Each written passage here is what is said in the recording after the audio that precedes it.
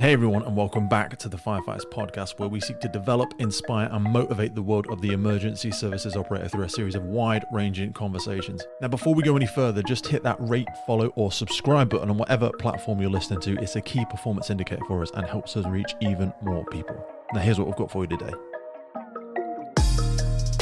Training is now almost an outdated concept. We're on that journey from training to learning. In the old days, discipline was all about shouting and screaming at people and standing to attention and saluting and things like that. But, it's gone beyond that. And I think, and quite rightly so, because obviously, shouting, screaming at people doesn't work in today's environment. People don't put up with it. And quite rightly so, because what's the value add of shouting, screaming at someone? I think the key thing around discipline is the ability to follow instructions and orders when it counts. The Fire Service College was so well established that it was almost operating to a small degree in isolation. And the problem always is when you do that is you start thinking you know more than what your customers know. And that's where you start disconnecting with your target audience. So you're set in a way of doing things because you perceive them to be the best way of doing them. We've got to understand what the challenges are that our customers are facing, and all of a sudden bringing that customer centricity back into play. There's a limited pool of highly experienced people. However, they're out there. And I think if you can give them the right, I call it value proposition, the ability to run their departments, the ability to make decisions, the ability to select their teams. Yes, of course, it's got to be part of the overarching strategy, and we've got to calibrate and balance things sometimes. But that's what leadership is all about. I don't pretend to be a firefighter ever. So when I go to the front line, I don't have a fake uniform or what some people might do, so I'm a civilian, so to speak, and that's how I behave.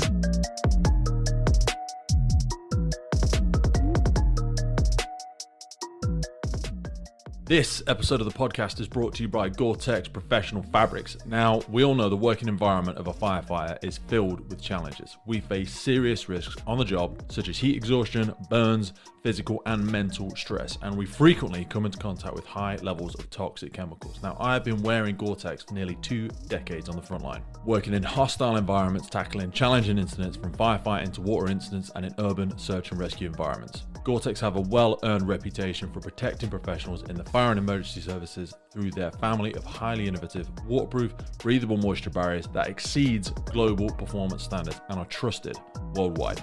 Gore-Tex, going further together. Dominik, welcome to the podcast, sir. How are you?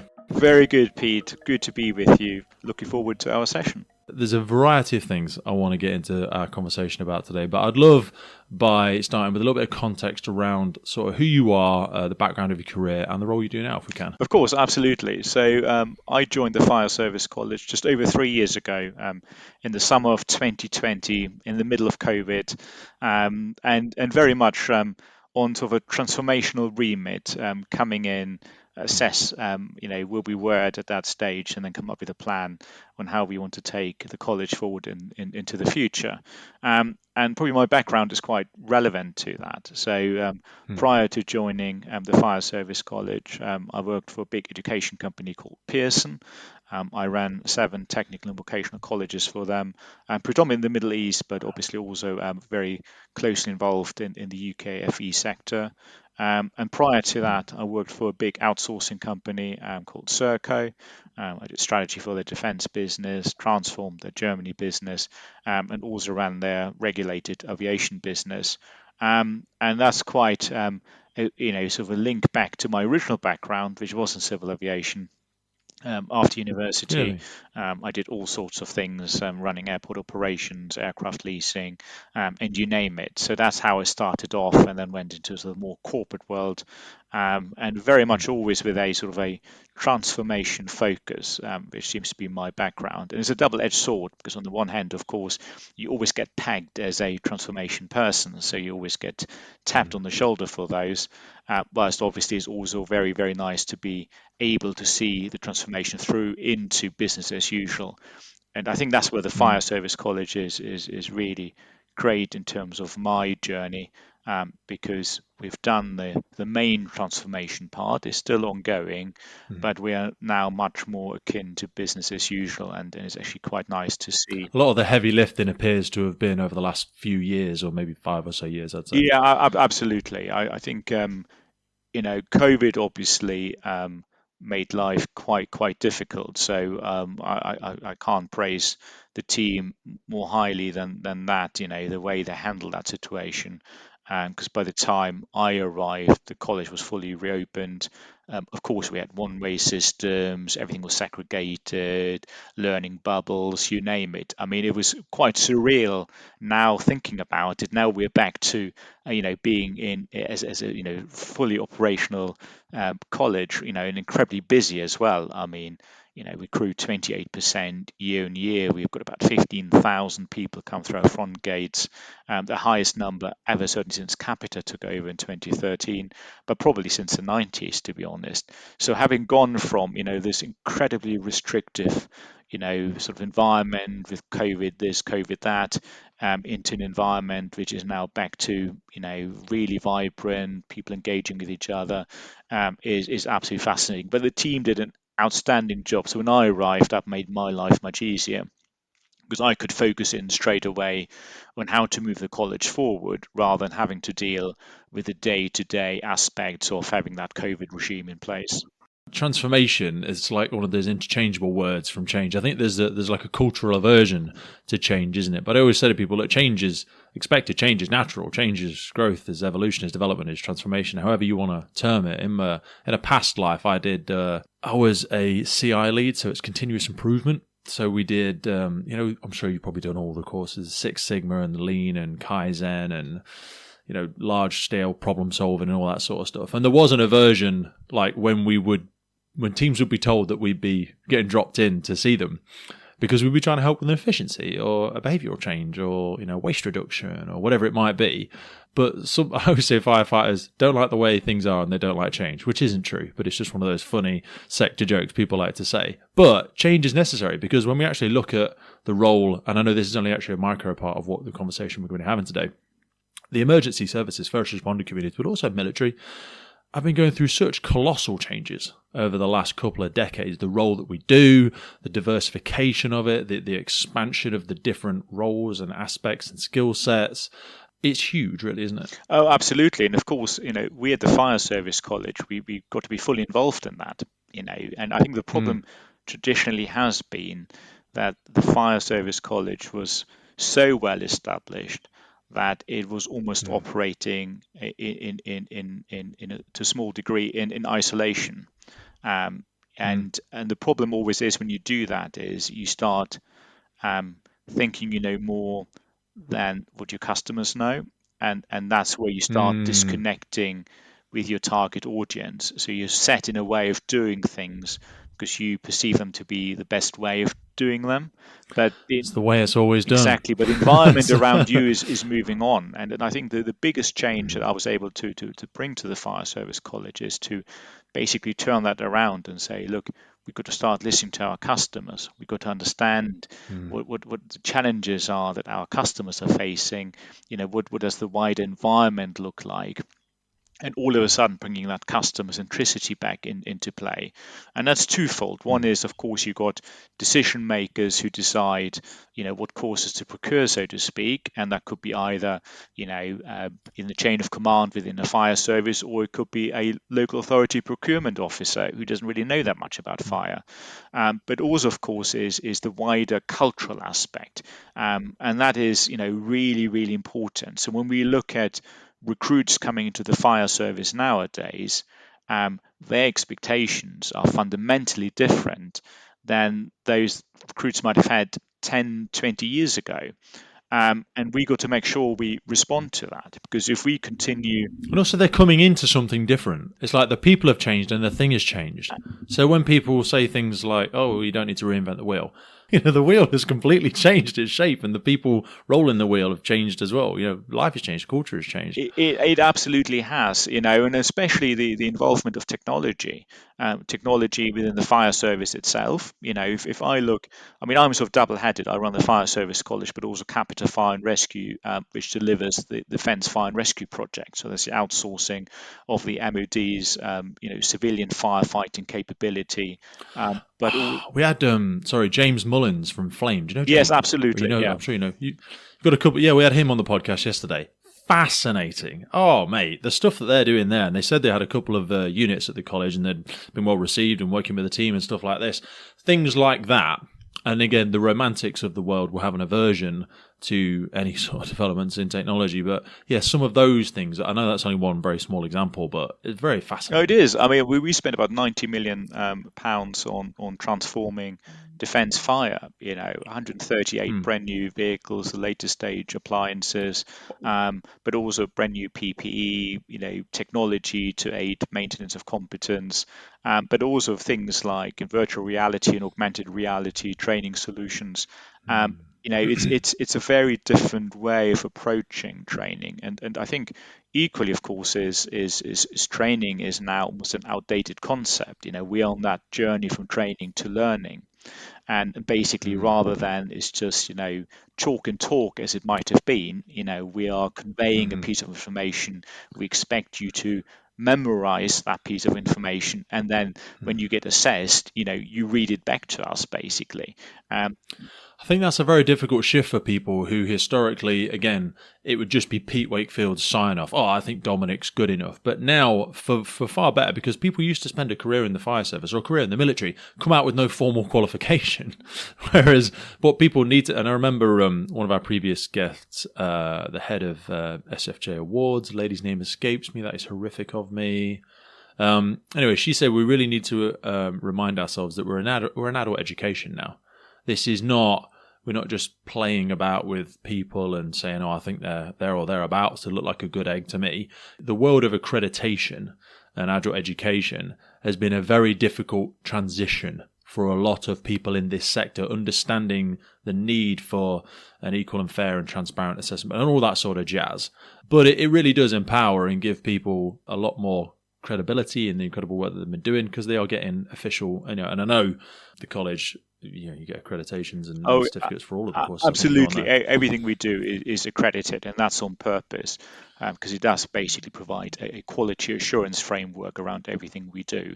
Stops it being the Wild West. It does. Basically, exactly. And I mean, if traditionally the way recruitment, for instructors worked as follows. You spend many years in the fire service, and then at some stage you would get seconded to the fire service college, and you were seconded basically at the behest of your service. Some individuals volunteered, others were told to go, and of course that was a good concept because it worked really well.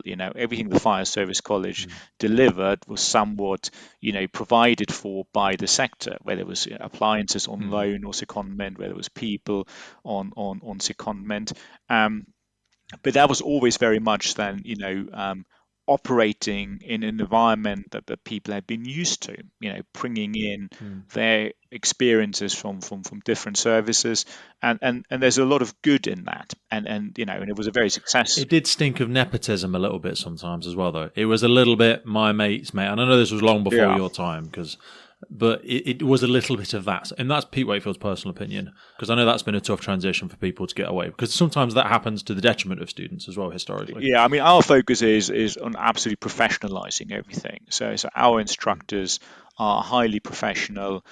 They all have to have a teaching qualification nowadays. So just having technical competence is not good enough. You've got to be able to convey and engage with learners in the right way.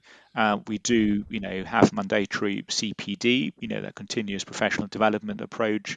And also very importantly, of course, is that the management structure is reflective of that.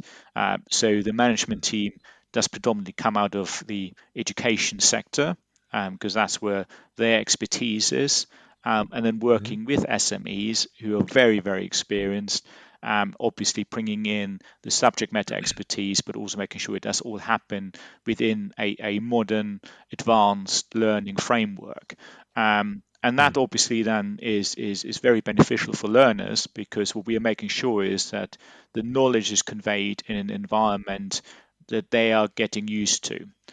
So, example, we're talking about bite-sized learning, the TikTok generation. If you can't convey a point within 5 seconds, you have lost the learner. So putting lots of stuff on a PowerPoint slide or on a whiteboard doesn't work any longer. It's got to be interactive. You've got to enable people to work and learn at different paces.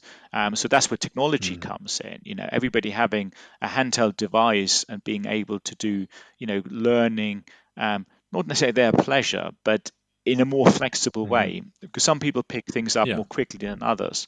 Some people are more adept at absorbing information, via theory, whereas others are more adapted, absorbing information via practical elements. So it's trying. I think historically it always used to attract kinesthetic learners to the sector, but now we are seeing, for the better, a more neurodiverse set of individuals staying in and developing in the fire and rescue service. So we need to get down off our high horse a little bit and have the humility, as you're alluding to there, to deliver this information in different ways.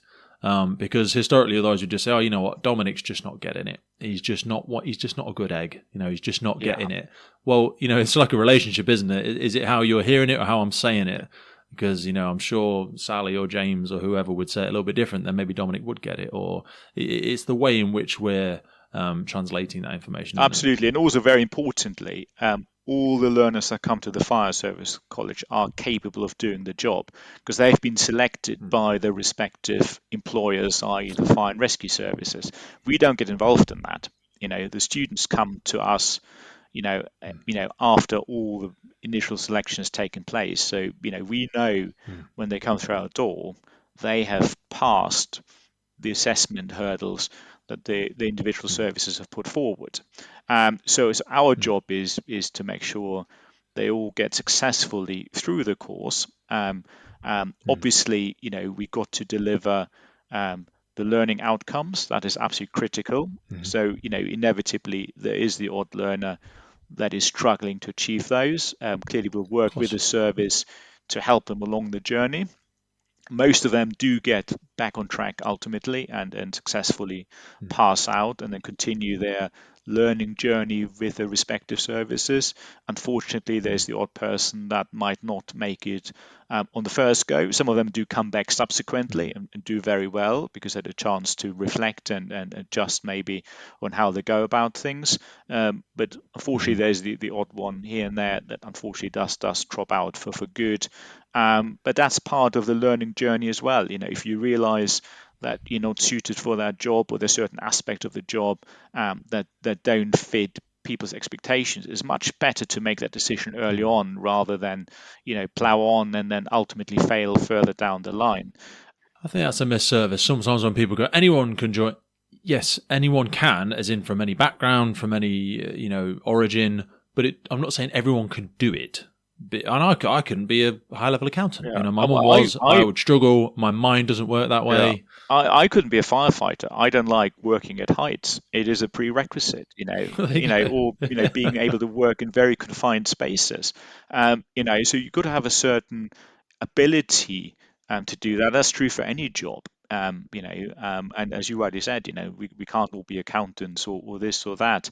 But the thing is, the fire service it is a good employer, and it's good to see much more diversity coming into the training environment. We certainly see far more female recruits arriving at the fire service college, which is long overdue and something we really welcome. I think there's really still a big challenge around ethnic diversity, and hopefully, and I know my colleagues in the individual fire and rescue services are working incredibly hard in addressing those particular aspects, because we find having a diverse learning environment actually enhances learning outcomes. having, 100%. particularly a larger proportion of female recruits now, I think it provides an incentive. Well, I think the women you guys do with women in the fire service, 3 or 4 years, probably more, you've ran it at the college now. I love it. I Oh, come every year, and my role there seems to grow every year. I think next year, myself, Danny, and Chrissy, and this may be news to you, I know this is people in different department at the college, but going to be doing our first fitness style event to help people engage. I think that's going to be, no, for some people they'll roll their eyes. It's not all about that, but it's just another way in which the college is expanding the role of that day, because there always has been a tremendous amount of professional development in those days, and really a wonderful focus on the soft skills as well, which is something we kind of alluded to earlier, which I think is something that's often overlooked. We're very romantic about the hard skills in first responders. Can you do the thing? Yeah, and you do need to do the thing. But actually, the biggest challenges that we're facing in the UK now is not can we do the thing. It tends to be cultural challenges and things like that we're facing, which for me, in my personal opinion, sits in soft skills. It absolutely does, and there's a lot, much more emphasis on that. I think until recently, the emphasis was absolutely on purely technical competence, and that's the thing that was assessed. That's the thing you learned. Is the drills, and I think that the drills still have got a place, because it's important to build up some muscle memory. You go into an incident, you got to be able to respond. And that is critical. But you also got to be able to respond with the aftermath. So, going in and tackling a fire or extracting someone from a building, that's a very technical skill set. But then what you do with the individual that you have extracted from the building, you can't just dump them on the side of the road. So there's this ongoing engagement as well, but also the ability to make decisions as you go along. And this is not about everybody doing their own thing. That's why you've got standard operating procedures and all those sort of things. They're really, really important. That's for health and safety purposes, that's for well-being purposes, you name it. So, you can't just willy-nilly do things the way you want to do them.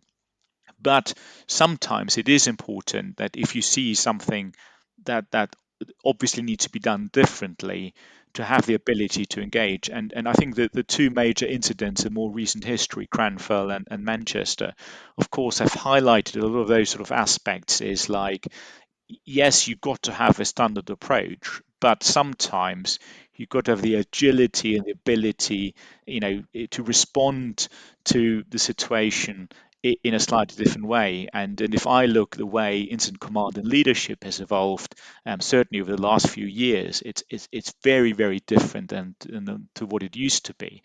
And I think so it's bringing all those things together is really, really important. So I suspect someone who might have gone through a recruit course at the Fire Service College 20 years ago and would come onto a recruit course now would be completely lost, because it's something completely different. Yes, they will recognize the core skills. They will always be there. You got to, BA this and everything else. There's no question about it. And the technical competence is incredibly important. But also you've got to make sure that people can go beyond that, because also people approach the fire service differently. So someone who might have joined the fire service 20, 30, 40 years ago, they would join at 18. And their expectation was to be in the fire service for the rest of their life, basically. And those days are gone. People who join professions nowadays, in any profession, unless you're a doctor or something like that, I think you're very much predetermined where you go. But generally speaking, people join with like a 3 to 5 year horizon, and then they revisit what they might want to do. So it's a completely different. I keep jumping around in the same sector. I change jobs about every year and a half, 2 years, which I'm sure is the frustration of my brigade or service. But I'm very much like that. And people begrudge that these days, and I think it's just a change in the time. You yourself, again, in the sort of circles and the level of professionalism that you work at, people will be there and they'll have their own personal goals for a certain number of years. But it's okay to move on, because also, I even say this as a micro example when people talk about being in services, and we'll jump away from this conversation in a minute because something else I want to ask you. But people that stay on a station or in a service, they stay at the same place for 10 years. I also think there's an egotism to that, to assume that there's not also fascinating people working over there in a different department, in a different station, in a different business, in a different sector. Do you know what I mean? And that that brings back with it, so, and I perhaps even again use the secondment aspect that used to be so prevalent in the fire service college, that ability for people to go away, take an experience, and come back with a diverse set of thinking, that neurodiversity, for want of a better description, and ways to solve problems. I think that was an incredibly valuable thing that I think we do need to lean more into. And I know we'll come on to talking about that in a little bit. I want to zoom out if we could, because I'm historically terrible at doing this. I always do this. I get so deep into something that's fascinating to me, but I make the assumption that everybody knows exactly we're talking about. So I'd love to just give you, if you could, please, I know it's long before your time, give us a bit of an understanding for the holistically looking at the fire service college, because I believe it started in 1959. Yeah, so basically, it was a Wellington bomber training airfield during World War II. Survived a little bit after World War II, and then yes, indeed, in 1959, it transferred from the RAF to the Home Office. And the idea was to set up a technical college. The concept was two colleges. It was like a leadership-focused college, a bit like Sandhurst in the military, and then Moreton-in-Marsh to become a technical college. And a lot of work was done around that. And then in 1974, Her late Majesty the Queen Elizabeth II formally opened the college. So almost 50 years ago. So next year is our 50th anniversary, based on that particular date, so which we're looking forward to, and we'll be having lots of events planned and so forth. And then very much it was run by government, and then of course at that stage, it was mandated. You had to go there. Fire and rescue service had to second personnel, had to second equipment, and then everybody literally had to go through the fire service college. So you talk to anybody who's got 20 plus years or whatever experience in experience, they all will have been at the fire service college at various stages throughout their career. And then, of course, the world started to change in sort of the 1990s and the early 2000s. Funding constraints, sort of the first boom of outsourcing, but also government sort of thought, well, this is all incredibly expensive to run. So they came up with those trading funds, which basically government-owned entities, but run at arm's length. So they had all chief execs and their own sort of management teams and independent boards overseeing them. And then, of course, into the early 2000s and to the mid 2000s, money was getting tighter and tighter. So the decision was made to sell the fire service college, and Capita happened to buy it in 2013 and then take control over it. At that stage, I think that the college was somewhat struggling, and it's twofold. So one is the liberalisation of the training market, so to speak. People were no longer compelled to go to the fire service college, because as the government was setting up trading funds centrally, local authorities were setting up trading funds as well. So they all thought, well, we all have training facilities, so why don't we commercially exploit them? So all of a sudden, everybody was setting up their own fire training businesses, competing for business. But obviously, it's quite difficult to run. Why did they do that? And I know it's hard to speak because it wasn't your to do job with and stuff like that. But with it's the presumed revenue generation that then could be reinvested by the local authority in other things. So this was like, making up maybe some of the central government funding gaps and things like that. And if you look at it, because they used to be given tokens of some form, didn't they? So they could send, that they would redeem those tokens and send people to the college. There were different models. It also depends how different services are funded. As you know, a lot of the services have different funding models and everything else. Astonishes me how different it is. Yeah, Scotland got their own thing as well, and you name it. So, but the reality basically is, all of a sudden, everybody started doing their own thing, and of course that also meant, a decline in the fire service college, because of course you had less volumes, nobody was mandated any longer. The fire service college had to be commercially viable, so all of a sudden, you actually had to account for the cost of running the site and the revenue that was coming in. So it was getting to a point really where I think that the college was really, really suffering, and so the decision then was more or less, look, what do we do with this site in Moreton-in-Marsh? So privatization was decided the way forward, and so Capita was successful in acquiring the college, as I said.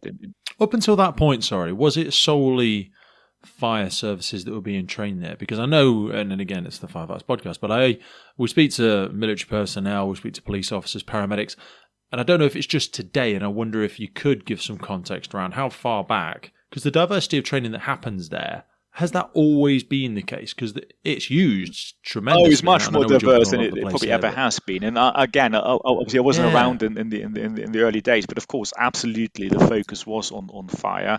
Yes, there was always a degree of interoperability, especially when you're doing some command leadership. Inevitably, it does touch other blue light services. But if I look at the college now, I mean, it is still predominantly fire. I mean, I'd say probably about 80%. Is it really? And that's a combination of local authority and, of course, we now host the Defence Fire Training Unit, which is a joint venture between the Fire Service College, the RAF, Defence Fire and Rescue, and Capita Fire and Rescue.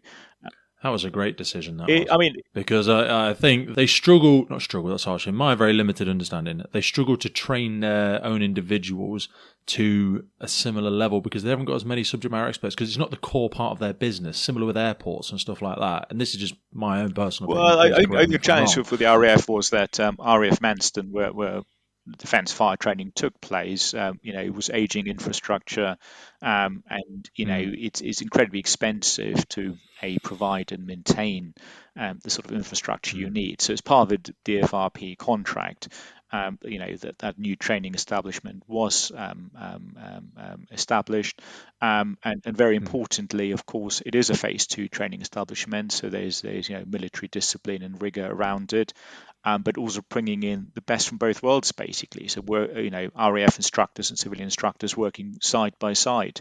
And of course, what we were able to do is provide brand new infrastructure. So you look at the Defence Fire Station, state of the art, a brand new multi-purpose aviation rig, which is not just state of the art, it's actually unique in the UK. Is that the one on the right behind all the fences? Is that that one? Because there's a couple of fire stations on the side. Yeah, so the one on the I think there's two. Yeah, so the one is a civilian fire station. So if you're on a firefighter development program, you'll be on that side for that part of the course, and then if in the military, you're on the other side in there. I've not been to that. No, you should. It's a brand new facility. It's state of the art because obviously it was purposely built for DFTU, and the reason why they're separate is because, of course, there's a duty, of care and safeguarding and welfare for phase 2 recruits. So it's important that the military provides that environment that's safe and secure for their trainees, and equally, of course, there are differences. It's a military environment, there's military discipline, and things like that. I'm not saying that civilian firefighters are not disciplined. I mean, they're probably some of the most disciplined civilians. They're not as disciplined. Well, I'm a bit romantic. Sometimes I'm one of them. I always say, people hear discipline and they think it comes with lots of negative connotations. I always say there's freedom in discipline, and I know people struggle with that sometimes. What I mean by it is, if you're a bit more disciplined on yourself, life is going to be less disciplined on you. I'm sure you're a very disciplined individual. I'm sure the way you perhaps treat yourself and the expectations that Dominik holds himself to would probably seem quite harsh to some people. I always say, irrespective of how mean I might seem to my kids at times, I hold myself to a much higher standard than I ever do to them. So I always find if you're harder on yourself, life is a little bit easier on you. So I do like an aspect of discipline, because it's always harsh if someone has to impose discipline upon you. When the services and the military and the RAF are fantastic at it, there's more of an aspect of self-discipline that you're trying to grow within someone, isn't it? Because no one knows what Dominik's doing on his days off or when he's working from home. That's all down to your own self-discipline, that you are going to do the thing you said you were going to do. Exactly. And I want us to continue to encourage that. But it is, people hear discipline, and I know, sorry for going down that rabbit hole, people have a lot of negative connotations to it. They do, and I think to be very clear discipline is very different nowadays. I mean, in the old days, discipline was all about shouting and screaming at people and standing to attention and saluting and things like that. I mean, clearly there's saluting and standing to attention is still a thing in the military, but it's gone beyond that, and I think, and quite rightly so, because obviously shouting and screaming at people doesn't work in today's environment. People don't put up with it, and quite rightly so, because what's the value add of shouting, screaming at someone? I think the key thing around discipline is the ability to follow instructions and orders when it counts. So, if you're in an incident and situation, it's not a debate. It's not like, there's no time to politely request someone to do something and for that person potentially to talk back and say, no, I don't fancy doing it that way. So that is what discipline is about. Discipline is about, doing things that you need to be doing at the right time and without any delay. How challenging do you find that when you're recruiting people for businesses in general? I have found that, having run my own businesses, and also now when we're getting new people joining the emergency services, it's very hard to find good people sometimes who have self-discipline, because again, imposing discipline on someone is a very difficult thing to do. When you are working in these very high levels of organizations, interacting with other senior leaders and trying to pick people to, uphold some very challenging tasks and positions, is it gotten easier? Has it gotten harder when you're looking for great people in the world now? It's gotten much harder, I would argue. Okay, I agree it has as well, but I didn't want to put those words in your mouth. It is, and I think it's I think especially where the labour market is at the moment, where I think people are either reluctant to move or got unrealistic expectations sometimes. So. Or like I want to work one day a week. Yeah, and I think that is that not enough? Part and parcel of the problem. So obviously there's a limited pool of highly experienced people. However, they're out there, and I think if you can give them the right, I call it value proposition, the ability to run their departments, the ability to make decisions, the ability to select their teams. And I'm very privileged. I mean, I've got an outstanding Director of Learning and Transformation in Claire Mowbray, who's incredibly experienced. And she runs the whole learning function, and that's what I've hired her for. She knows much more about all of that than I ever will be. So, so I've got to give her, the freedom to do the things that she needs to do. Yes, of course, it's got to be part of the overarching strategy, and we've got to calibrate and balance things sometimes. But that's what leadership is all about. And then it's then her prerogative to build up her high-performing team, which she has done with some exceptionally talented people. And then very importantly, develop those teams, engage with those teams. And that way, I think you will be able to attract good people. And they will make a real difference, and that's also then reflected in terms of feedback from customers on how our learning is moving in the right direction and how it has changed for the better and all those sort of things. The other challenge, of course, is recruiting at entry level, and that is incredibly challenging at the moment. So we at the college ourselves, but also through all of our suppliers, so we work with a lot of partners to provide, let's say, the soft FM services, hard FM services. So actually the majority of people actually work at the college. They're probably not even employed directly by the college. They work for, outsourced service providers. So we focus in on the expertise on the learning side, but, letting, the experts do the cleaning and catering and then things like that. So we all collectively are struggling to get young people into doing not necessarily always the nicest type of jobs, working in the kitchen. I think it's an important character calibration as well, though, and it gives you some good understanding of work life. Like, I don't know what your upbringing was like, but my dad ran a building firm. I was 10 years old on work sites filling skips and all that sort of jazz, which I wouldn't necessarily encourage. And people say that's abuse of labour and all this sort of stuff. But whether it's working on a market, I worked in fast-moving consumer good factories, and I worked in a bar, and I worked in a restaurant, and I had these jobs. I didn't want to do them forever, and there's very high turnover in the young labour workforce, and it probably always will be, because they then find their feet in whatever they want to do in life. But it seems to just have been an aversion completely from interacting with these jobs. And like yourself, I mean, yes, I've been to university, but my very first job was right at the bottom in the aviation industry, but it was the best grounding I've ever had, in terms of engaging with the front line, dealing with baggage handlers and people like that, who don't take any nonsense and certainly don't take any instructions. So, having to work through all of this is exciting, and I didn't do that Yeah. forever, obviously, so you gradually then move upwards and do other things. Yeah. But, for me, I always encourage people, get as much, hands-on practical experience, because you will just put you up so much better for life later on. But no, it's a real struggle to get youngsters in, and then we reach out to local sixth form colleges and things like that to say, look, we're actively recruiting, and they're all saying, oh, we've got all these youngsters who can't find jobs, and we said, look, come to us. It may be not your dream Yeah. job, but it will get you going. It will give you a regular paycheck. And also, you don't know what's there. I always say, Yeah. like, it's like walking to the end of a building to look round the corner. Look, you don't really know what's here until you come. So until you've gotten to there, and then you see everything, and you go, "Oh my God! Wow, look at these RF people! Look at these others! That's Military, what police, there's fire." So, and then you start learning what else is possible for you in life. Let's don't forget, we got some people at the college who are now instructors who started off in support roles, who were retained firefighters, on-call firefighters, got that experience, working at the college, gradually building up the skill set, and then moving into other roles. And promoting from within is always our preferred approach wherever we can, and the beauty nowadays is with apprenticeships and everything else, there's a lot of tools available. So, so it doesn't necessarily mean just because you haven't got the right, learning prerequisites that you can't actually then attain additional knowledge in order to move into different roles. I mean, especially nowadays, the apprenticeship scheme. I mean, everybody just thinks apprenticeship is like you go and make coffee and do boring things. There's some really exciting opportunities, and they go all the way up to degree level.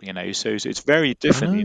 We've seen a real resurgence in the last 10 years or so. I'd probably maybe say 15 years of apprenticeships. We had a conversation with someone specifically around apprenticeships because people didn't really understand what they were. They remember city and guilds and they remember learning to be a plumber or getting an apprenticeship, but that was only one variation of it. Apprenticeships were set up, the government levy, and you'll know far about this than I will, so I'll fumble my way through it, but they're set up for us to sustain the skill sets within the UK economy, for want of a better description. And there's an expanding, round of things that you can take those apprenticeships in. You can actually go on the website and have a look at all the different apprenticeships you could do and what organisations will get support from the government, because you can draw down from the levy and it's a different amount depending on the skill set. Absolutely. I mean, all big organisations pay the levy. So, I mean, it's in our interest to get people. You've got to pay it anyway, exactly, yeah. So it's like you might as well use it. Back, and at the same time you build up the skills and everything else. I think in the UK there's still this conundrum that, of course, successive governments have always pushed university this, university that, moving the polytechnics into university status and things like that, rather than building up a proper alternative. I know that more recently there has been more emphasis on that, but we're nowhere near yet as advanced as some of the continental European countries, and in that particular respect, Germany, for example. I think we shot ourselves in the foot a little bit there by accident, because now people, not everyone, but I'm generalising here as we have to in conversations like this, but some people look down on apprenticeships. So, you echoed back earlier about the diversity of people coming into the sector in terms of whether it be background, ethnicity, religion, whatever. If you said to someone in those groups, and this is my words, not yours, go and do an apprenticeship, some people consider that a blue-collar job. Why do I want to go and be an apprentice? I want my son or daughter to get a degree. They're going to be a lawyer, Dominic. They're not going to be a knuckle-dragging firefighter or, work in the military and wear a uniform. And that's a bit like, I think we've accidentally created that beast a little bit. We have, but I think the reality is now sinking in, because we get lots of graduates from very prestigious universities who are struggling to find their way in the real world, so to speak. And I think nowadays a lot of organisations, whether it's the military, fire service, most of the things we do are now transferable qualifications. Yes. Literally every recruit that comes into the fire service nowadays is an apprentice. It's a 2-year program. We do the first 8 weeks at the fire service college, but there's still an ongoing process. Do you just do it? Do you do an 8 and a 12, or is it just an 8 So the week 8 one? eight I'm one sorry is if the you're not sure. standard FFTP. The longer one is when you do the ARF conversion. So that's the aviation fire element. Right, That's the sorry. difference between the two. So, but just because Okay. you leave the fire service college doesn't mean that your training is over. So, your No, of practical course. training Yeah. continues at within your respective service, but also, of course, the apprenticeship, coaching, mentoring element, that is a 2-year program. So, so you still got to Mm. maintain your portfolios and all these sort of things. So, at the end of the 2 years, that's when you've got your. Those talent coaches, they're provided through the college as well as part of the whole package? Am I right in saying that, or is that a So different it's a slightly different arm part to of the Capita. organisation? That's our colleagues and Okay. skills and learning provide that, but it's fully integrated. So it's an Yes. end-to-end, very seamless process for both the employers and the learners. And Mm. obviously the practical element at the fire service college is a key component, but you will maintain your learning portfolio throughout that apprenticeship period. And that provides individuals with a very valuable skill set, because also very importantly is, if people like yourself move between different services and everything else, you've got a portfolio to take with you. You've got evidence. Yes, something that's Exactly. recognisable that they can go. Yeah, Absolutely. I can go and check this accreditation to a national body, and it holds It weight. does. I know it's caused some headaches for some fire and rescue services, especially those surrounding London, because of course London has been recruiting very aggressively, as have other services.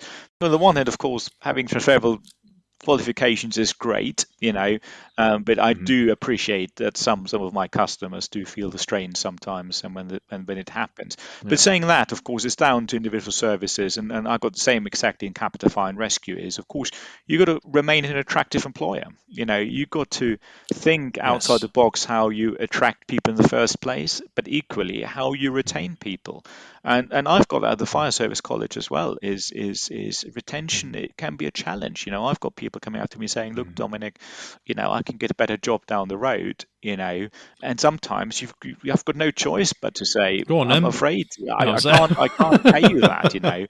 But it's funny enough, A always keep saying to people is there's a different shade of green. The grass is not necessarily greener; it's a different shade of green. No, it's a And different shade of funnily green. Yeah. enough, a lot of people actually do come back, because the one thing which is really important at the fire service college is we look after our people. First of all, they're the most important Mm. asset that we've got, so we do have to look after them. But also, I think we're an organization that is incredibly flexible and accommodating, because everybody's got their own personal circumstances. We've got, people with young families, they need to deal with school situations, or, taking them to doctor's appointments or whatever it is. So what we're trying to do is, yes, we've got to deliver obviously a high performing environment, because that's obviously what our learners are expecting and everything else. But within those parameters, we try to be as flexible as we possibly can be to support our colleagues.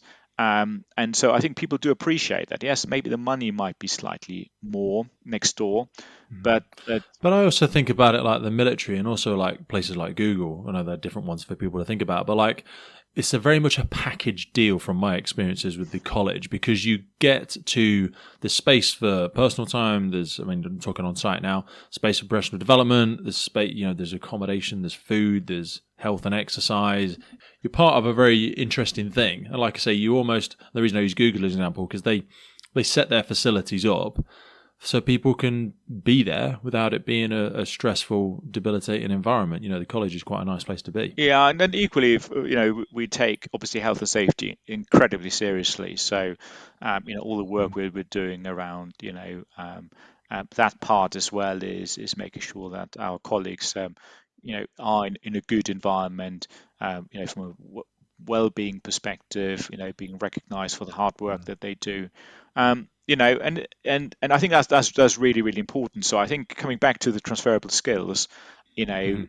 so transferable skills is a good thing, um, but unless you look after your people, the problem is you will start to suffer, because people will take those transferable skills and move on. Mm. So And go and elsewhere. and that's why I think it's also important to start focusing in on the sort of continuous personal development element, which goes above and beyond the technical side of things.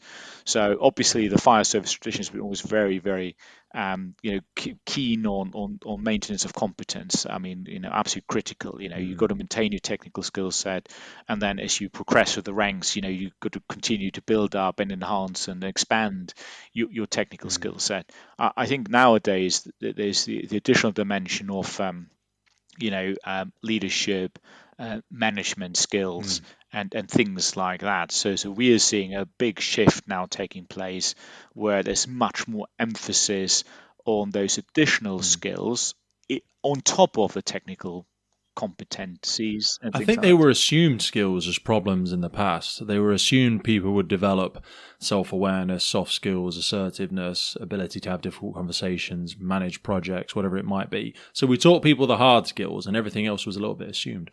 Before we come away from it, I wanted to ask you about, we mentioned about being an attractive employer and being, encouraging top talent into our organisations. You've been doing a lot of work with the direct entry process at the college. We had Dawn Whitaker on the podcast, and she obviously is a big champion for it. She's got in my limited understanding, she's got a really great history in John Lewis and places like that. Help us understand, because we spoke before we came on about actually needing to develop a wider set of skills far beyond whatever your technical capacity is. Because I say when I am lucky enough to sit in rooms full of people far more senior than myself, I wonder why I'm there sometimes, you're heading up a multi-million-pound organisation if you're running a big brigade or a big service, and you'll obviously know about this only too well. Try and help me sell, because I say this to people and they really struggle with it. Try and help me sell the benefits of things. And you don't run direct entry. It's not the college's baby. We're not trying to promote it, blah, blah, blah. Why is it important? Because you obviously do this as an external organisation anyway. You attract top talent with diverse backgrounds. Why? So I mean, the why is very clear, because what you want is diversity in your organization, because diversity means you become a high performing organization, and what you've got to get is different skill sets as well. So because some of the skill sets are quite unique. So for example, you need a good finance director. What you want is someone who's incredibly good with numbers, and it's I mean, the challenge always is, and I always use the sales analogy. So I've seen that so many times where a really, really good salesperson, achieving, exceeding all of their targets, being really happy and productive, and all of a sudden they get promoted to becoming sales directors, i.e. they've got to manage a team, and they fail miserably because they've never been prepared to lead teams.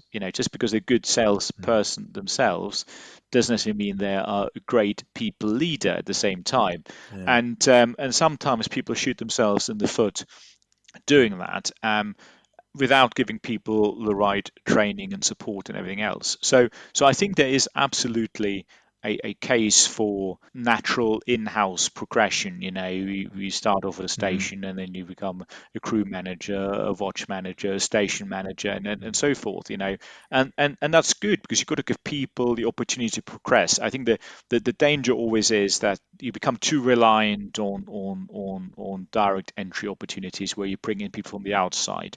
And I've been in organizations where there was too much emphasis on bringing people in from the outside. So you want to have a good mix between the two. But what you've got to do is, in order to enable your own people to succeed and to be fit for purpose when they get to the more senior roles, is you've got to enable them along that journey. You've got to give them the ability to attain the skills that they ultimately need to be successful and effective in those roles. So just because you are a really good firefighter doesn't mean you're a really good people manager. And the assumption is, well, you're a firefighter, you must be good at managing people because you're part of a team and you learn all those skills. But there's a very do you know Mars, the big company Mars? I used to work for Mars, and we had two very different roles. It was B1s, B3, B7s, and all that. And then I forget the other letter. But basically, you couldn't just transition sideways from an operational role into an office-based role, because it was a very different skill set. Like you say, you would have heads of logistics or head of research and development, and they would work either on their own or in teams of two, and they would be on 70, 80 grand a year, But someone in the factory on the same amount, a shift leader or whatever, managing 50, 60 people, it's a different set of skills. And I've seen this in government sometimes. They just sideways move someone. And you're like, that's a whole different skill set. It is, but with the right support and enablement, it's possible. But equally, of course, you will have natural limitations because obviously people join for certain aspects of a role, and that's what they've trained for in the first place. So that's where your more sort of direct entry type of schemes can help if you need additional skill sets. And every service has got this debate between uniformed and non-uniformed. Yes. And if you're a non-uniform, There's a couple of services have got non-uniformed, though. They've got a couple of Green Book yeah, chiefs or chief but executives, they haven't they? always seen as you're not part of that you know Yeah, it was harder for journey. them. That's why Dawn went back and redid all the. She didn't have to. She went back and did the firefighter development Yeah. program, even though it was never really going to be particularly applicable for her. But it brought her some authenticity, which is a bit sad reflection of the culture that we even need to do To that. some degree, yes. I mean, you obviously got to have the ability to lead, and what you will find very quickly is if you're good at leading, people will gradually start to follow you. I mean, I remember when I first arrived at the fire service college with lots of rolling eyes, and a lot of the attitude was, well, he won't last more than 6 months, because that was probably true for some of my predecessors. And Okay. here we are, just over 3 years now. And yes, you've got to establish your credibility, and that's true for any role. Whenever you come new into an organization, people will. How do you do that though? Like how? And I'm not trying to ask you to It's open up about about private engagement. conversations in No, your no, no. organization, but how did you shift those It's people? about engagement. It's listening to people. It's respecting people for what they do. It's learning from people, but also making sure to enable people. Removing some of the barriers that prevents them from doing their roles, and that's when you start building up the credibility and trust. But also, Must have been colossally frustrating for you, though, because sometimes you will have known what needed to happen. The reason you've been brought in is because certain things do need to change, and there's some non-negotiables that you do need to get people on board no, with. absolutely, but that's how you go about it. So you can package things up in a different way, and you can engage differently. And you Okay. got to make some difficult decisions. I mean, inevitably, you might have to move some people on, you may have to reorganize aspects, and refocus things, and also sometimes bring in new talent into the organization. So there's different ways and means how you can do that. But the engagement piece is absolutely the most important, and I think it's being approachable, the ability to engage. I spent most of my time at the college, in order to be visible. It's just because we're doing the podcast Yeah. today, it's easier to be in an environment which is Mhm. completely silent, and there's no danger of being Yeah. interrupted, which inevitably at the college you do get from time to time, which is great, which makes it an exciting job. Um, but Mhm. equally, in my other role in Capita Fire and Rescue, I do station visits all the time. More. I wish I could do more Yeah. than I'm doing. It's a time constraint, Mhm. obviously. But the ability to sit down with the front line, to listen about their challenges, is incredibly important, because the problem as a leader is sometimes you get filtered information. So if you purely rely Of on your course. chain of Yeah. command, you end up with incredibly heavily filtered information, so that you've got to go back to the shop floor and listen and Because I engage. don't want it to look like I'm not dealing with the problem either, don't it? I don't want to have to tell you some stuff because it's like, "Arr, Exactly. I'm still trying to Yeah. deal with this, and that can bleed into a Yeah. year before, and you're like, well, Exactly. And the other thing is you've got to be authentic. So I don't pretend to yes. be a firefighter ever. So when I go to the front line, Hmm. I don't have a fake uniform, or what some people might do. So, Yeah. I'm a civilian, so to speak, and that's how I behave. And it's great, because it also allows me to ask some stupid questions. But equally, it takes away that.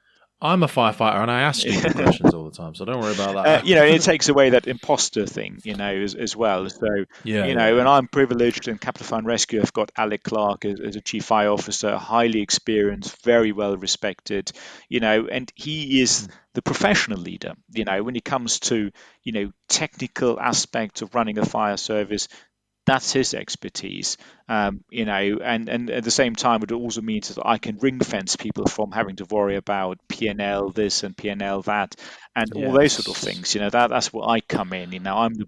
That's a very good almost strategic luxury. And I say it as a luxury because I think that's where a lot of other services will struggle, because they struggle to ring fence things like that, where really certain people don't belong, certain people's ideas and input, whilst respected, is not. It's not their it's not their department. It's not. They No, don't know what but they're it's talking about. important that people don't become too isolated or insulated, because that's how it traditionally has been. The finance person is the only one who deals with finance type of thing. Everybody's got to understand what the ultimate purpose is, why we're here. So the ultimate purpose, the fire service college is, to give learners the best learning experience possible, and making sure they leave with relevant skills and that add value to their employers. But in our case, it goes further than that. Is doing a service for society. It's almost a citizen's service that we are creating. So there is saving people's lives and all those sort of things, which of course fantastic motivational factors for doing something that we're doing. If you would just run a college based on PL, P&L, financial numbers or whatever, it'd probably be a very disheartening job, because it's incredibly difficult to run a place like the Fire Service Yes. College. It's a 320-acre site, incredibly expensive to maintain. A lot of the infrastructure, of course, was built in the 1970s and subsequently not really invested in. So we got to rectify a lot of these things. The last 2 years we spent a record amount of money improving the infrastructure. I've seen it, but it looked expensive. But the problem, it looks great, but it looked But the expensive. problem is, a lot of that money went into leaking roofs and things like that. Things that should have been fixed in the 80s and 90s, weren't fixed. And then when Capita took over, and there were hardly any learners there, and you have no income. Again, how can you justify spending big amounts of money? So. I was gonna say, when you sell something, and I'm rubbish at this, but when this business I've sold in the past, you either sell it as a going concern or you sell the assets, and you have to ask yourself, if you've got nobody come in and your assets are deteriorating, what am I buying here? I'm buying a massive piece of land, okay, but there's a lot of work to be done. There is, absolutely, but I think that's also exciting, because what it allows you is to literally rebuild, and certainly I think we've had a good go at that over the last 3 years, and I think we're now starting to, of course, reap the benefits by the college being once again being very popular and very busy. We've had a situation last week where we had to buy in additional accommodation locally, because we couldn't accommodate everybody on site. What a fantastic problem to have. Wow. It stretched the team, no doubt about it. But I keep reminding them, this is a really, really good problem to have, because if you've got plenty of spare capacity, that's a much worse position to be in. And I'm very grateful to the team, how they've responded to it and how flexible they have been in making it all happen. But this is a really, really good sign. But it also means that it creates opportunities for people as well, because if we're busy, that then opens up new opportunities as well. But yeah, so coming back to the original point, and I think we sort of digressed slightly from sort of the direct entry scheme and things like that. So I think for me, the ideal scenario is always a good combination of people coming through the ranks from within, but also bringing the odd person in from the sideline. And the same is what you want at every fire station is you want some very, very experienced firefighters, but you also want some young firefighters, because the two coming together is almost the perfect combination. Because the youngsters bring in a different dynamic, they're challenging things, they're, more technology enabled and things like that. Whereas, of course, they also then benefit from the experience from people who've been around for a longer period of time, who've seen it, who've been to major incidents, and have taken all those learnings back, and of course have got, the ability then to pass on, sort of technical skills and things like that as well. So the same is in the college, the same is in every fire and rescue service, the same is in the military. It's a different world we're living in, and if we want to attract the best people, if we want to be the best high performing organizations, we got to look at that, and also we've got to bring in diversity. We've got to make sure, and this is not about quotas for me. I think maybe it's a controversial point I'm making now. I don't believe in quotas.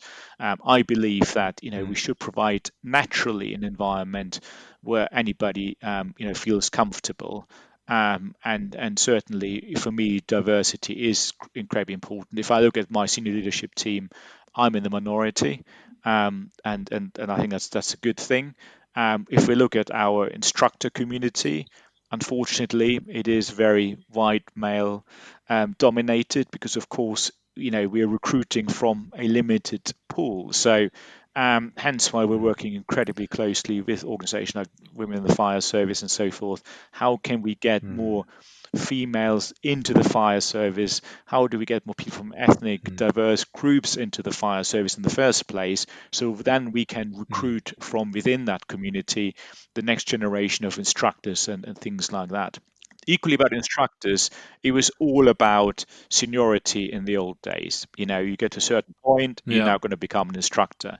Um, that world has changed. So we tend now to recruit people at a much earlier stage in their firefighting careers. We're now, you know, recruiting people based on their ability to convey knowledge. Are they good instructors? Not are they, overly experienced. So they've got to have their experience. They've got to Yeah. understand, the technical aspects of the role, but they've also got to be willing to get on the additional qualifications to be an instructor. And all of our instructors now have a teaching qualification. But we'll enable that as well. If you are a fantastic person with potential to become a good instructor, but you haven't got one, don't worry. We'll Hmm. work with you through that process. You join Hmm. us, and we'll put you on a program, and you will end up with a teaching qualification. But it is critical that we I professionalize. know a few of them down there Um, doing that. Very young lad, Matt Adams. I think he just came second in the British Firefight Challenge. He's just done his fire behaviour and something else with you. He works in a service nearby. Absolutely loves it. Yeah, and I think that's so the environment we want to create, and again, with the associates pool that we have, so we've got permanently employed instructors, and then we've got a pool of about 140 people, all very experienced, working as a freelance, and so we've got an incredible array of talent, knowledge, experience, seniority, which is great because they all learn from each other, support each other.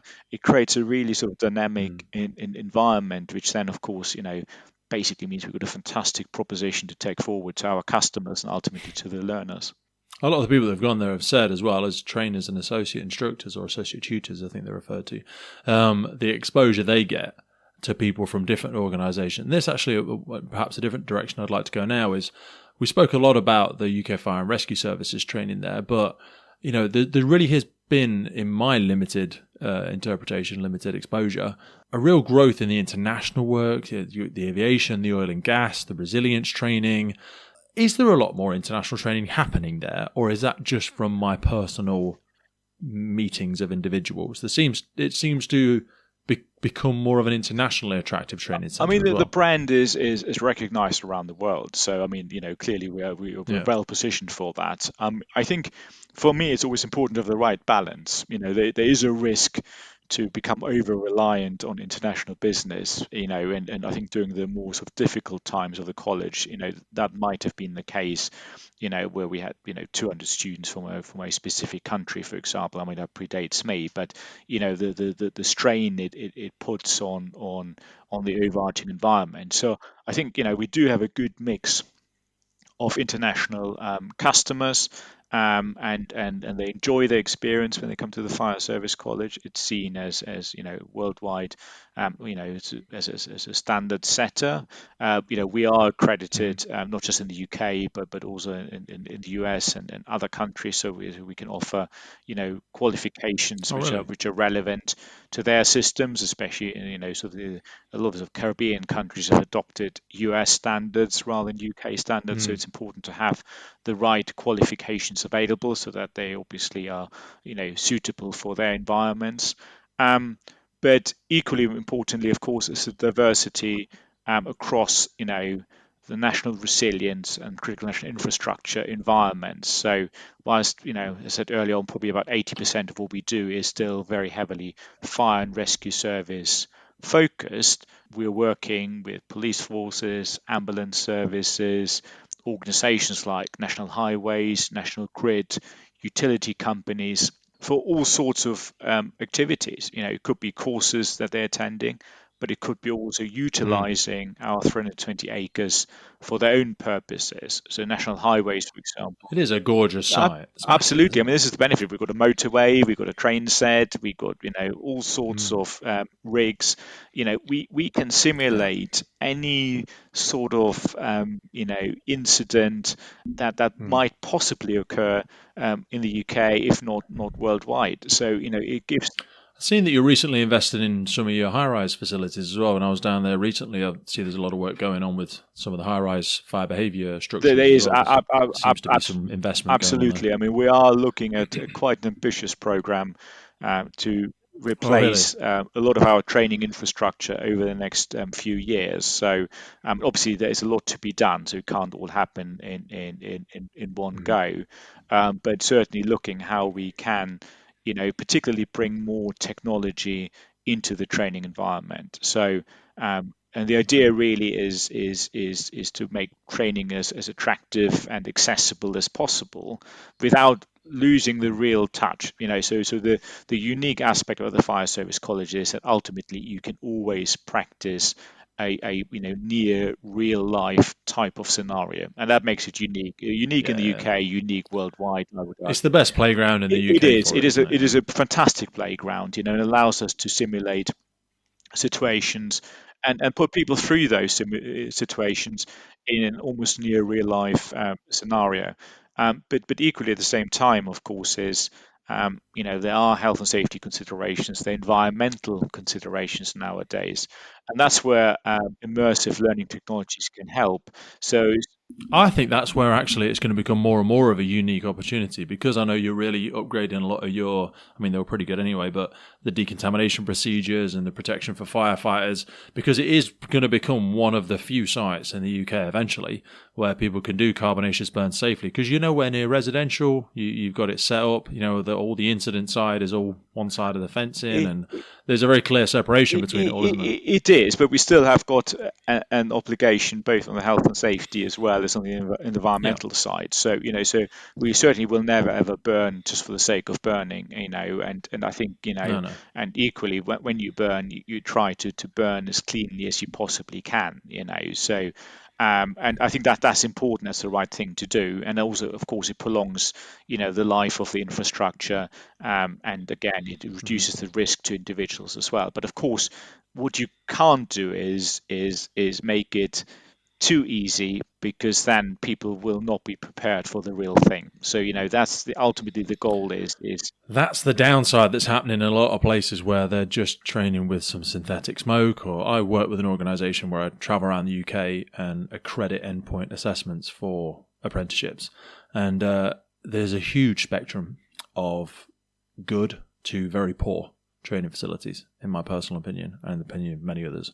And you just worry that I worry that we're setting people up to fail sometimes. Yeah, like we say, we're not looking for unwarranted, spontaneous exposure to unnecessary hazardous environments.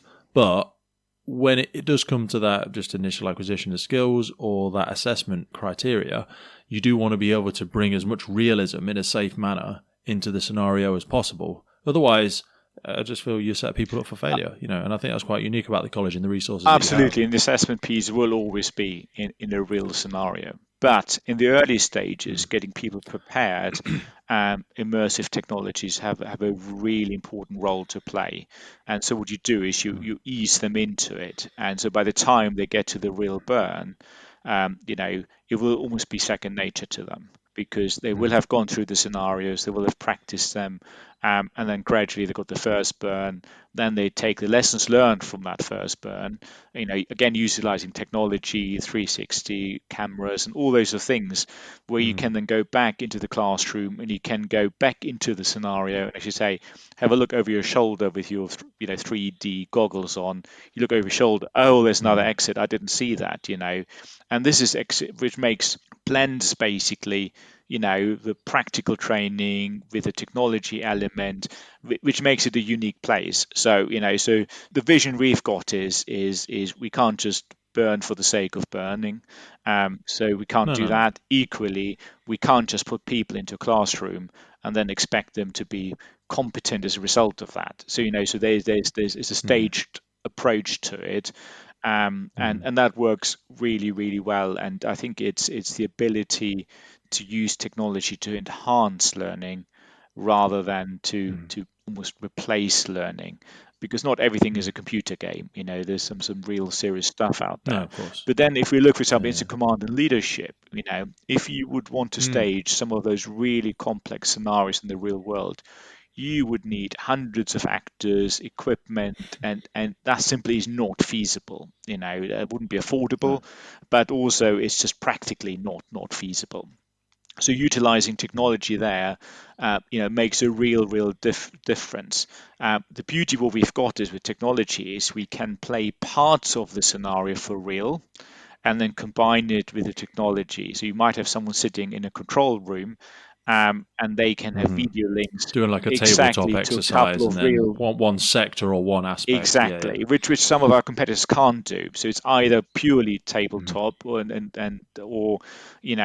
think that's where the big difference is. So that makes the Fire Service College unique, is that you can supplement, complement, whatever you want to call it, the two ways of doing it. So you get a good cross approach, which works really, really well. And that's where our large scale comes into play, because you've got a train set, you've got a ship, you've got an aircraft, you've got a residential building, you've got a commercial building, you've got an urban search and rescue So that's facility. playground It for is it in the exactly. UK, So really. you can bring it. The U-Star rig doesn't actually get as much promotion as I would expect it to, It's regained in popularity. So it's because it's a big rig. It's a great good. rig. It's There's partial collapses, pancake collapses. There's rope. You can do most absolutely. scenarios on it. And we got organisations like NARU, for example, a National Ambulance Resilience Unit, using it extensively. We've got user exercises there. We've got special forces, practicing. I think Heart teams train there Heart as as well. I well, think I've seen them down there. absolutely. I might be wrong. Yeah, they do, don't they? And now we got the evac stack element to it, so that you can practice evacuating high-rise buildings, and all those sort of things. So it's actually it's a valuable rig. I wish it would be more used for its original purpose. But there's obviously some history there, and many listeners will be familiar with the history. It all predates me, so I reserve the right not to comment on what might or might not have happened and who made what decision. But it is a great facility, and the problem is, of course, is I think some people just need to get over some things as well, and they're my words, not yours. But like, we can point fingers at the people of the past, but they're gone now. So we're here. What do we want to do? Do we want to continually throw stones at each other from discussions and conversations gone past, or do we want to make the best of what we've got? Exactly, and that's what my view is. I'm looking to the future. And a lot of the services are doing the same as well. So the level of engagement is really, really positive. And as I said very early on when we started our conversation, is the key thing for me is that customer centricity. Moving away from the Fire Service College knows better. That might have been at some stage the perception out there, is to actually know we are a partner and we're in this together.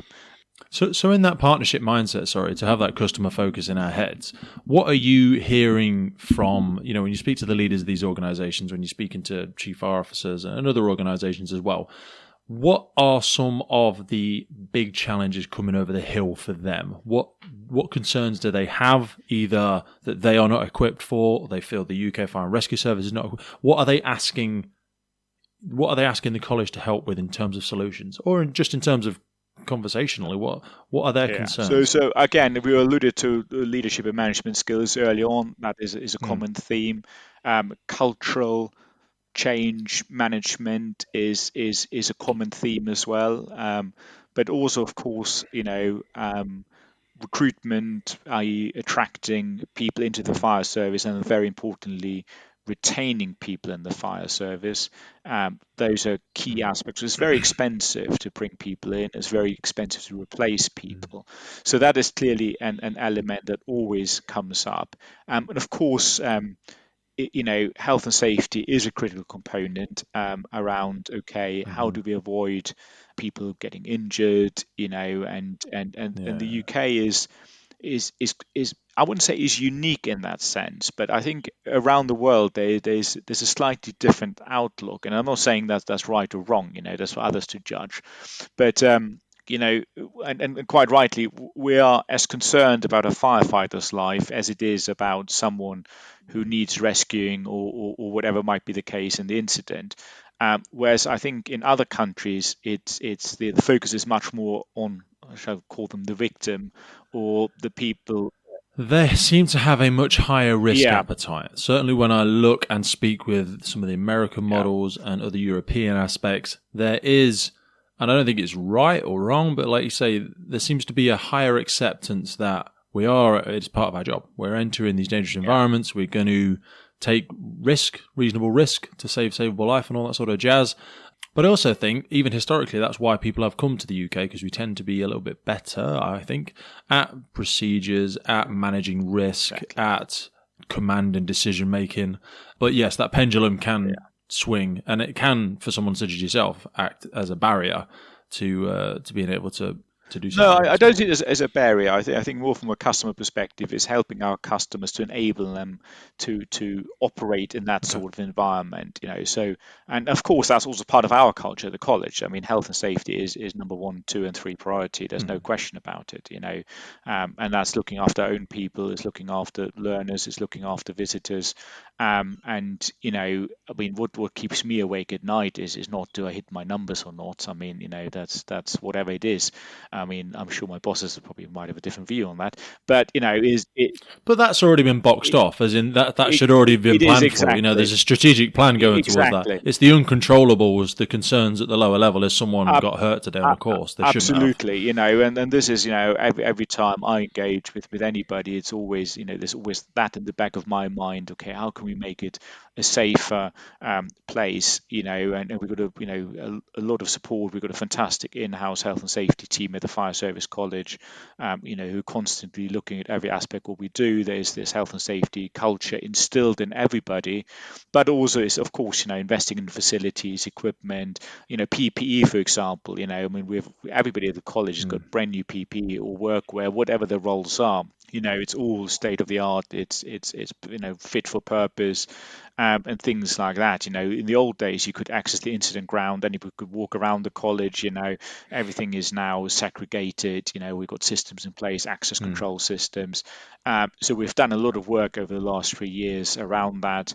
The building improvement programs equally contribute towards that, providing a better, Mm. but, yes, it's a more pleasant environment and it's a more comfortable environment, but equally it's also a safer environment. And that's obviously very, very important. But yeah, so there's a whole spectrum of things that customers, bring up in conversations quite regularly. And for us, it's important that we listen, we engage, and then jointly, develop solutions towards that. So this is not like the fire service college approach to doing things, or that is, let's say, the LFB approach to doing things. Is okay. How can we come up with a model that works for the sector as a Mm. whole? And that's where I think, having particularly subject matter experts as team leaders for all the specific departments who are highly experienced individuals, and that's where absolutely we're looking for senior, highly experienced firefighters, who've come through the ranks, who've got the experience and understanding, but people Mm. also who go above and beyond the technical skill set, so they are attending forums, are presenting to organizations, might be doing research on behalf of organizations to really, make sure that, their specific subject areas are absolutely cutting edge. So we are remodeling the firefighter development program completely at the moment, for example. That's a lot of work going on there, bringing in obviously the digital side of things, making it more modular as well, so that services got more flexibility in what aspects they want to emphasize more. Incident command and leadership is constantly evolving, with the latest learnings that be taken out from previous incidents, to make sure that that is all up to date. fire safety, as you know, the legislative framework keeps changing all the time. So we're Massive constantly, focus on that at the got minute. to Yeah. keep on top of that and make sure that our fire safety courses are fit for purpose. Our fire investigation courses is exactly the same. So it's making sure we respond to what our customers need, but also working with our customers to think about, okay, where might things go in the future? I think the world of hazmat. I mean, Ed. I can't remember his last name. It escapes me now. We came down and did a podcast with Ed, the lead of one of your hazmat courses, and head of the Environment Agency, whose name escapes me as well. I'm terrible with names. Fascinating individuals, and I didn't realise they were doing courses down there with the Environment Agency. I find that every time I seem to turn a corner, I'm met with some subject matter expert from a totally different sector I didn't expect to find. Oh, and I mean that's the fascinating thing about the fire service colleges. It's you always explore new things, and that's I think it's coming back to my earlier point about it's not just about fire any longer. It is about the more holistic national resilience and critical infrastructure agenda as well. So because it all comes together, everything's interlinked. I mean, if we look at environmental factors, wildfires is a very good example. How climate change, Yeah. how we manage the environment, how we respond to wildfires. It all comes together, and we can't work in isolation. All the problems we face, as humankind, is all interlinked. If you've got a major, terrorist incident. I'm sure you have got someone working on it, but I'd love to think that there's some wildfire specialists looking to come in. We just had an episode go live in a week or so with 2 wildfire experts. One that's running the work in Wales to help them upgrade all of theirs. He's got them all brand new PPE and their systems. And then Rob, another individual from Lancashire, I think he is, head of NFCC wildfire stuff. Fascinating. And a lot of these people are coming to retirement or are looking for different opportunities and options and stuff like that. And again, you've just got a great playground for it. I can just think of the training and scenarios that could be set up for wildfire training. Absolutely. And we've got people coming from overseas as well. We've got people actually on a wildfire course as we speak. So, and equally is, of course, electric vehicles, how to deal with battery fires. Yes. That's a big program we're working on. I know you've been doing a lot of research there as well. Rigs have been set up there to do testing and support some of the. I think Paul Christensen, we had him on the podcast. He's come and done some testing on site, and you've facilitated some of the research that he's been part of. They have, and also our friends in the FPA that they're doing trials on building claddings, for example, and things like that. So, and for me, that's really important that we do have a thought leadership element to the college as well, because that probably has sort of disappeared over the last decade or so, where it's been much more on technical training delivery. And I think now it's getting a seat back around the table. And it was quite difficult because sometimes we're being looked down on as, oh, well, they're a commercial provider. It's all about them making a profit. And I always keep saying is look, yes, we are a commercial organization. Yes, I've got to make the numbers work, but we're still at the heart of the fire service. We're still, share the same goals and interests. And also, with the greatest of respect, a lot of services in the UK haven't got the capacity to do this themselves anyway, or the knowledge base sometimes. They might have some amazing person, but they're stuck in a role over there in ops assurance or fire investigation. They can't put together a modular system on leadership and development for themselves because they have faced their own budgetary constraints. So why not reach out to individuals where these specialists are? Yeah, exactly. And we do some work which is non-commercial, where we are de facto donating time and resources to work on certain activities, because we see there's a wider benefit to the sector and ultimately ourselves as well. So I think the notion of, well, we're purely a commercial organization, that is absolutely not the case. And the same as whenever there's call outs, fire aid when it comes to Ukraine and everything else, of course, we're happy to support and engage. And also doing, sponsorship and support of various events and at the college, which we don't make any money on whatsoever, but where we see, does contribute to the wider debate and an advancement of the sector. And I think that's really, really important. And, when we do encourage, collaboration, partnerships, wherever we can, whether it's within the fire sector or any other aspect of national resilience. Very keen to do so. So before we close, Dominik, I'd be remiss if I didn't ask you about, because I've attended quite a few events at the college. I think I'm going to the HOT event in a couple of weeks, and then there's another National BA Challenge. Could you expand a little bit? Because obviously, predominantly, we've been talking about training development here. We've referenced research a little bit. There are a great number of events that happen at the college as well. And I wonder if you could give us a bit of a whistle-stop tour of what they are and why you do No, that. absolutely. So, obviously, we've got this massive site, 320 acres in Moreton-in-Marsh, with some very unique facilities, which are very attractive to a multitude of organisations, ranging from film studios. So, we had all the big studios doing filming work, ranging from the BBC all the way up to Netflix and Amazon. Converting No way. I've never seen them on site. Oh, I bet it's closed off. It is, and it's quite fascinating. fascinating the amount of equipment they bring along. So, once our motorway was converted into an American highway, so with Jersey barriers, the whole lot, the markings, everything. So it was like a 2-second scene in some Amazon production for which they spent 2 days filming. But that's fascinating. But it's also, of course, is organisations like NILO, for example, who come regularly on site. It's armed response units from various police forces use the site. The old Commandant's House is often used as a truck den for training purposes, I hasten to add. Yeah, of course. Not for a side hustle. Exactly. The armed forces are regular visitors for all sorts of training activities. But also, charitable organisations come to us. Various government agencies take advantage of it. But also, of course, we've got a big conference type of business where organisations hire meeting rooms from within the sector, but also from outside the sector. So it's a good spread of different organisations that come on site.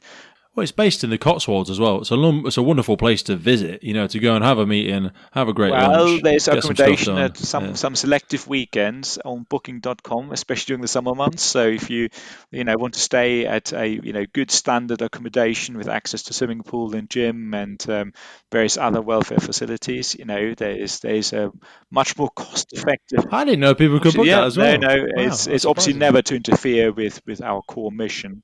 But what it does is the events business enables us to generate additional revenue, which we can then reinvest in the core business. So it helps to contribute, paying for the infrastructure, maintaining the infrastructure, and therefore that's very valuable. And of course, we do things like team building exercises and so forth as well. So it's a really fascinating hub, really.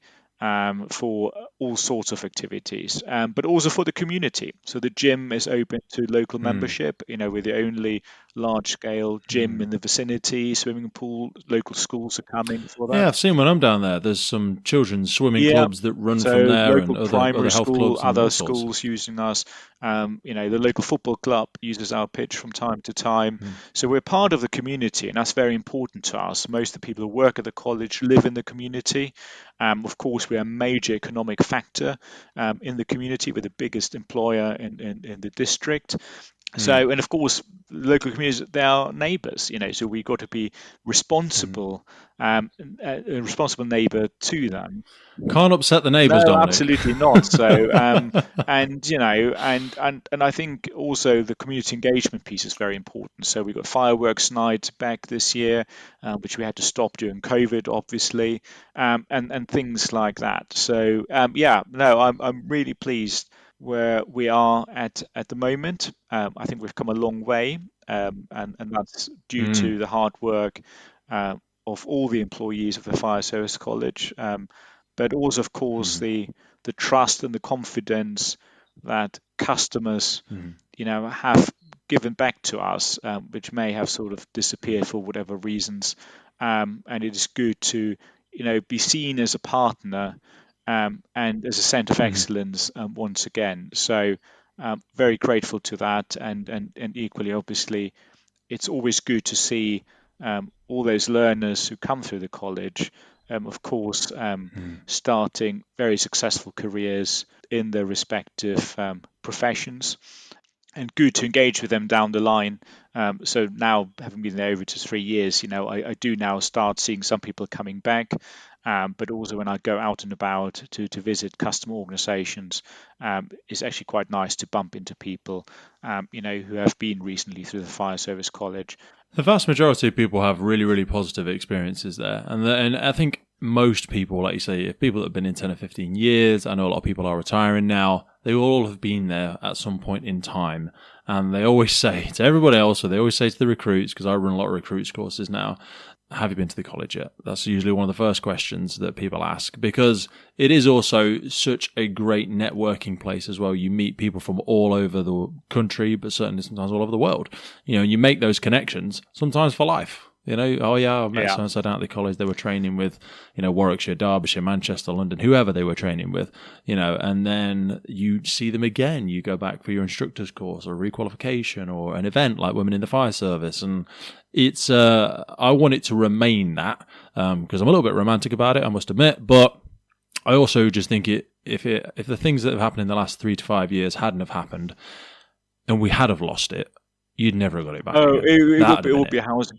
You'd never it will get be it back. housing development very quickly. That's the reality. It's an incredibly expensive site to run, and there is absolutely an interdependency between all the stakeholders. So, but I think that's what the important shift has been, as you've started to turn that tide and look back at, as you've alluded to here, we're part of the same team. What do you need from us? If you had a bad experience in the past, what's the development? What's the change that needs to be made?